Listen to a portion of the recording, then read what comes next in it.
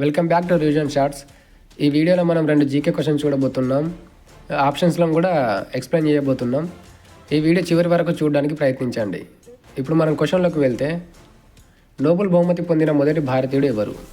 Option A CV Raman, option B Rabindranath Tagore, option C Mother Teresa, option D Amartya Sen. జవాబు వచ్చేసి option B Rabindranath Tagore. Rabindranath Tagore భారతీయ సాహితీ లోకంలో ఒక ధృవతార. ఆయన 1913లో సాహిత్య రంగంలో నోబెల్ బహుమతిని గెలుచుకున్నారు. తద్వారా ఈ అత్యున్నత పురస్కారాన్ని అందుకున్న మొదటి భారతీయుడిగా మరియు మొదటి ఆసియావాసిగా చరిత్ర సృష్టించారు. ఆయన రచించిన గీతాంజలి అనే కవిత సంపుటిలోని లోతైన భావాలకు, ఆధ్యాత్మికతకు గుర్తింపుగా స్వీడిష్ అకాడమీ ఈ గౌరవాన్ని అందించింది. మన జాతీయ గీతమైన జనగణమనను రచించింది కూడా ఆయనే. ఆప్షన్ ఏ సివి రామన్ గురించి తెలుసుకుందాం. సార్ సివి రామన్ 1930లో భౌతిక శాస్త్రంలో నోబెల్ బహుమతి పొందారు. కాంతి ప్రసరణపై ఆయన చేసిన పరిశోధనకు, ముఖ్యంగా రామన్ ఎఫెక్ట్ కనుక్కున్నందుకు గాను ఈ అవార్డు లభించింది. విజ్ఞాన శాస్త్ర విభాగాల్లో నోబెల్ అందుకున్న మొదటి భారతీయుడు మరియు ఆసియా శాస్త్రవేత్త ఆయనే. ఆయన గౌరవార్థమే మనం ప్రతి ఏటా ఫిబ్రవరి 28ని జాతీయ సైన్స్ దినోత్సవంగా జరుపుకుంటాం. ఆప్షన్ సి మదర్ తెరిసా గురించి తెలుసుకుందాం. మదర్ తెరిసాకు 1979లో నోబెల్ శాంతి బహుమతి లభించింది. ఆమె అల్బేనియాలో జన్మించినప్పటికీ భారత పౌరసత్వం పొంది కోల్కతా కేంద్రంగా అనాథలకు, కుష్టు వ్యాధిగ్రస్తులకు మరియు పేదలకు నిరూపమైన సేవలు అందించారు.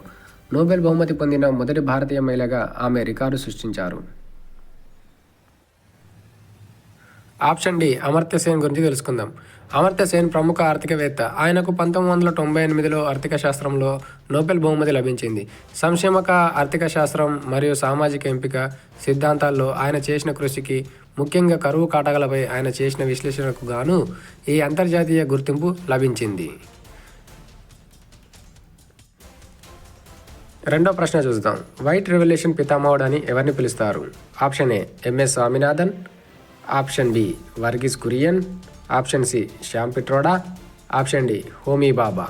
దీనికి జవాబు ఆప్షన్ బి వర్గీస్ కురియన్.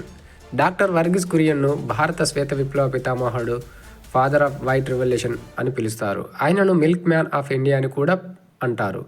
శ్వేత విప్లవం పాల ఉత్పత్తుల్లో భారతదేశాన్ని స్వయం సమృద్ధి గల దేశంగా మార్చడానికి ఆయన చేసిన కృషి అమోఘం. ఆపరేషన్ ఫ్లడ్ ప్రపంచంలోనే అతిపెద్ద పాడి పరిశ్రమ అభివృద్ధి కార్యక్రమమైన ఆపరేషన్ ఫ్లడ్కు ఈయననే సూత్రధారి. దీనివల్ల భారతదేశం ప్రపంచంలోనే అత్యధిక పాలు ఉత్పత్తి చేసే దేశంగా ఎదిగింది. అమూల్ గుజరాత్లోని ఆనంద్ నగర్లో అమూల్ డైరీని స్థాపించి సహకారం రంగం ద్వారా రైతుల జీవితాల్లో వెలుగును నింపారు. Option A M S Swaminathan. ఈయన గురించి తెలుసుకుందాం. ఈయనను భారత హరిత విప్లవ పితామహుడు, father of green revolution in India అని పిలుస్తారు. హరిత విప్లవం 1960 దశకంలో అధిక దిగుబడినిచ్చే గోధుమ, వరి, వగడాలను ప్రవేశపెట్టి దేశంలో ఆహార కొరతను తీర్చడంలో ఈయన కీలక పాత్ర పోషించారు.